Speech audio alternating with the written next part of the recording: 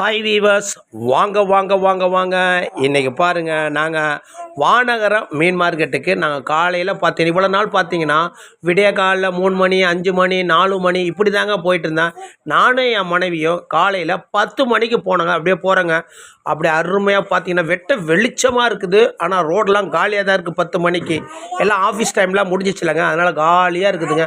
அப்படியே பாருங்கள், மார்க்கெட்டுக்குள்ளே அப்படியே போகிறோம் பாருங்கள். மார்க்கெட்டுக்குள்ளே போகிறோம் பாருங்கள். பார்க்கிங்லாம் பாருங்கள், பைக்லாம் ரொம்ப அதிகமாகவே இல்லை, கம்மியாக இருக்குதுங்க.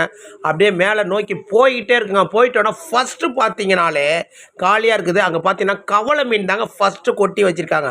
இந்த கவளை மீன் பார்த்தா ஃப்ரெஷ்ஷாக அருமையாக இருக்குதுங்க. இந்த கவளை மீன் பார்த்தீங்கன்னா 1 கிலோ 120 ரூபா சொல்கிறாங்க. இன்றைக்கி விலைக்கு பார்த்தீங்கன்னா தாராளமாக வாங்கலாங்க.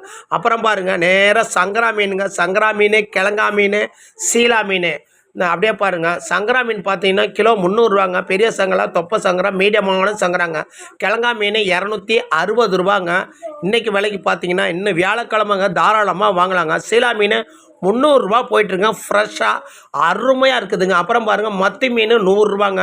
இந்த கவலையெல்லாம் ஒரிஜினல் சாலைன்னு சொல்லுவாங்களே, அது 120 ரூபா தாங்க.